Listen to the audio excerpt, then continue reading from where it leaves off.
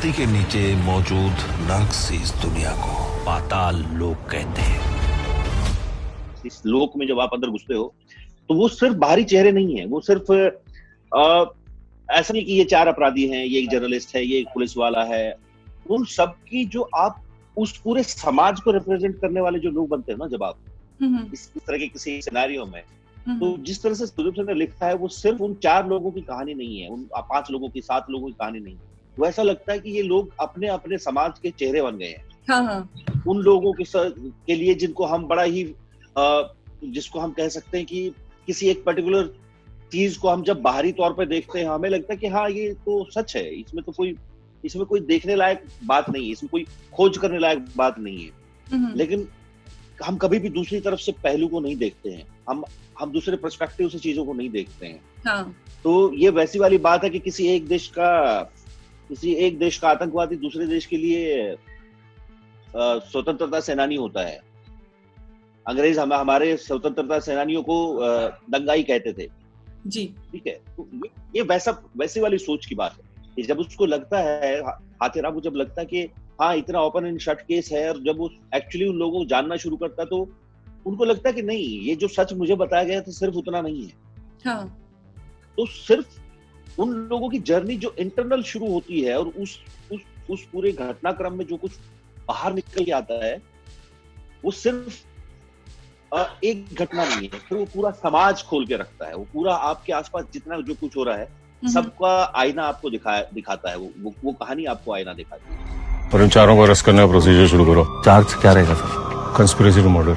हाथीराम चौधरी अपने आप में एक यूनिक नाम है, पर मुझे याद है ये नाम मुझे बड़ा इंटरेस्टिंग इसलिए लगता है कि मेरी माँ कहती थी, मतलब हमने अपने बड़े बुजुर्गों से सुना है कि हाथी को ना कभी भी अपनी ताकत का अंदाजा नहीं होता है जी, सही, क्योंकि उसकी आंखें उसके शरीर से बहुत छोटी होती हैं, और उसका कान जो है उसके अपने शरीर को पीछे देखने नहीं देते हैं। हाँ। और अगर उसको एक्चुअली में अपनी ताकत का अंदाजा हो जाए तो वो ऐसा जानवर है जंगल में जो बिल्कुल भी बर्दाश्त के बाहर है, मतलब उसको आप कंट्रोल नहीं कर सकते जी। जो कि हम जानते हैं, जब हाथी पागल होता है तो फिर उसको कोई नहीं रोक सकता। लेकिन वो देखने में और उसमें हम मानते हैं कि बहुत ही सौम्य, बहुत ही सरल और बहुत ही प्यारा जानवर है। मतलब हाथी शेर से ज्यादा खतरनाक नहीं लगता है जबकि आपको, जबकि वो मतलब उसकी पावर और वो सब बहुत ज्यादा है शेर से जी। तो मुझे ये नाम ही इसलिए इंटरेस्टिंग लगा था क्योंकि वो जो हम कई बार एक्टर्स अपनी तैयारियों में या क्लास वर्क में होता है कि हर एक कैरेक्टर में ना एक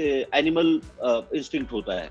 हाँ जी। तो वो इसलिए नाम एप्ट है कि उसको एक्चुअली भी पता नहीं कि उसके अंदर कितनी ड्राइविंग फोर्स है, वो किस हद तक जा सकता है अपने उस सम्मान के लिए या उस ऑनेस्टी के लिए, या वो फिर अपनी जान दांव पे रख सकता है। फिर उसका इसलिए हाथीराम के साथ बड़ा नाम मैच करता है उसके कैरेक्टर के साथ।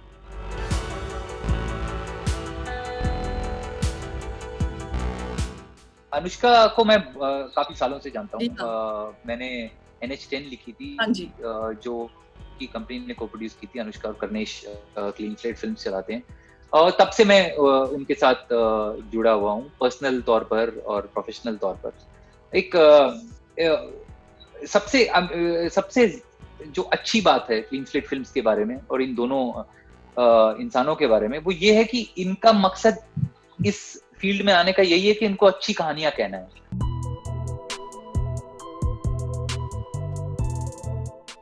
आपका एक्सपीरियंस कैसा था? आपके हिसाब से पाताल लोक क्या है? मेरे लिए सच की खोज है पाताल लोक, आई थिंक। और शायद मेरे लिए बड़ा मेटाफोरिकली जो है सच जो है वो हमेशा नीचे मिलता है, अपने अंदर झांकने से मिलता है।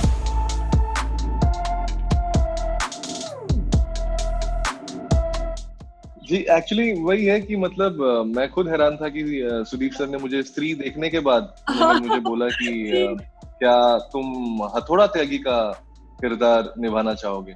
और मैं बड़ा हैरान हो गया क्योंकि मुझे हमेशा लगता है कि मेरा चेहरा मासूम है और मैं खुद भी बड़ा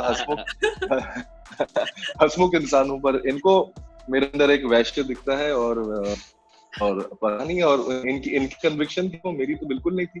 मैं आज भी ये मानता हूँ कि क्या बोलते हैं, मैं शायद बहुत दूर है मेरे लिए इस तरह का किरदार, थोड़ा सा किरदार, लेकिन मुझे मजा ज्यादा इसमें आता है।